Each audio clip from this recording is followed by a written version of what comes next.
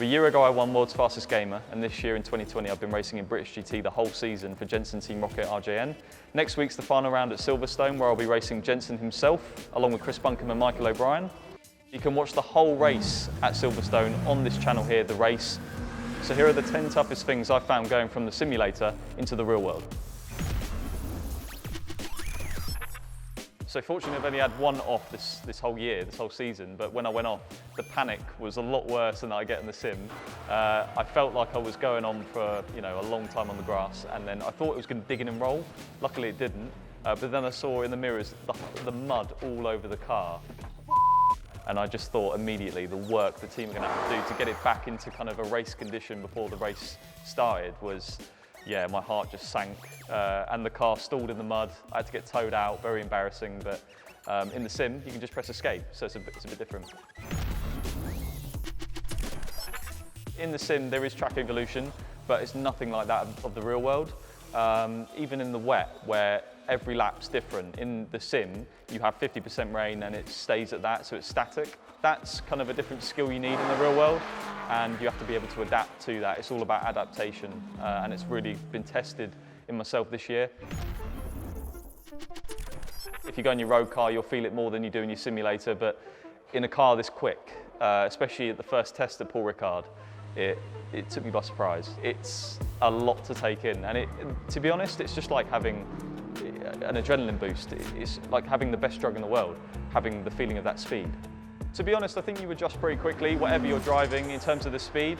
I think the brakes or stopping is definitely more of a shock than accelerating.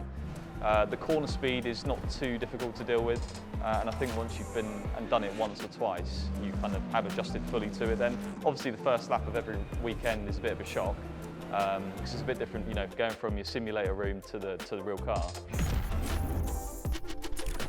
So in the real car, it's a lot more physical. The G-forces, when you stop, when you accelerate, you get none of that in the simulator. And to be honest, it caught me out in Paul Ricard this year. I had to go over lockdown and train myself for that. I didn't have the muscle in my legs to cope with the brake pressure. And it's a pretty insane feeling to try and maintain accuracy in your driving, making sure you hit apexes, not run over for track limits, all that kind of stuff while you're being thrown about. It can be a bit off-putting, but again, with a race or two under your belt, you do get used to it. So in the real world, teamwork is a vital aspect of the racing, because you're working with engineers, mechanics, Bob Neville, the team owner, the other driver, your driver coach. There's all those people you have to work with to develop, obviously, yourself, and that's primarily up to me, but the car as well, the setup of the car, and to make sure we're nailing all the procedures like pit stops, etc. So in the sim world, of course, you can talk to your mates over Discord or whatever it may be to work on a setup or whatever, but it's a very different dynamic. It's a lot more casual, whereas in the real world, it's very professional, and it takes up a lot of mental capacity to do that. And obviously, all I really want to be focusing on is the driving. So they're different in both worlds, for sure. In the real car, there's a lot of different senses that are being used compared with the sim.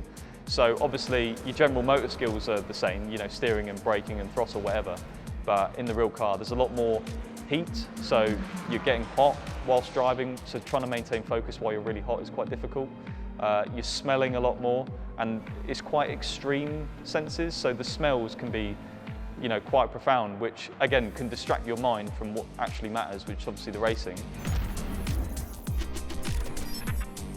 A really annoying part of the real world is you don't get unlimited laps like you do in the simulator, so you have to learn and be on the pace very quickly without making mistakes. That's kind of the motto of real world motorsport.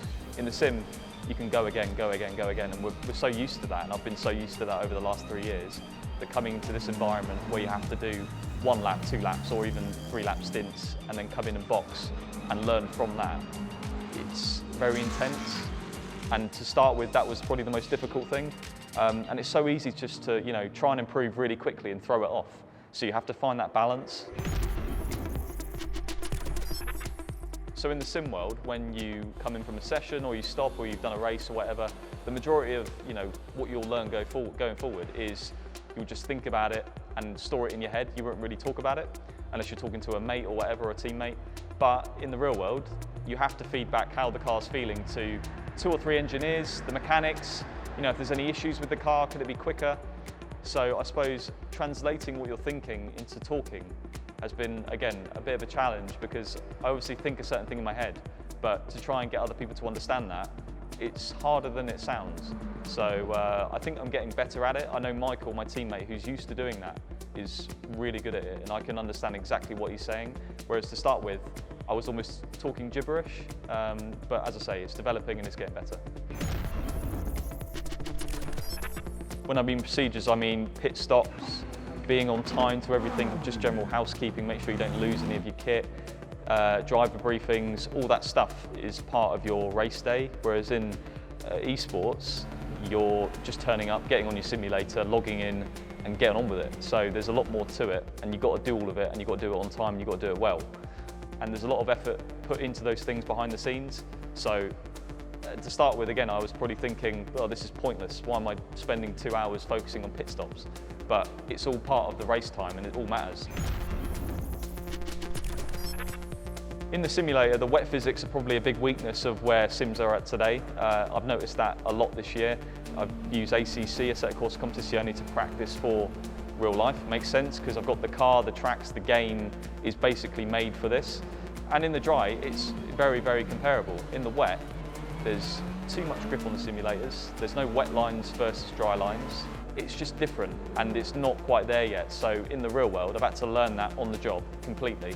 No practice has really helped that. Obviously I've done karting and that's kind of helped, but it's still a lot different in a car this size and this quick. I think Donington this year, Brands Hatch and practice, and certainly Snetterton, I've developed and got quicker in the wet. And I still feel like there's a lot to learn for me, so hopefully I can go even quicker going forward. So there are a couple of things that are similar between esports or driving in a simulator in real life. So I suppose the main thing would be mentality, the way you approach a quali lap in your head, approach a race start, how you think during a race. It's all very similar. If you kind of take away the fact you're in a real car and you're going at speed, there's not much difference, to be honest. Race starts are another similarity. A lot of people think in the real world, with spectators watching and it being so immersive and it's real, it's more scary, but it's not really. Like even at Alton Park, the first one, it was very similar. Hence why we were able to deal with it quite well. So yeah, that surprised me. A final similarity would be that winning feeling when you cross the line in first, which we did in our first race. And don't get me wrong, it was a massive shock, but I thought winning in the real world, maybe it was because I wasn't sat in the car, but it felt very similar. And it's the best feeling you can get. It's like some sort of drug that you wouldn't be able to buy. It's amazing.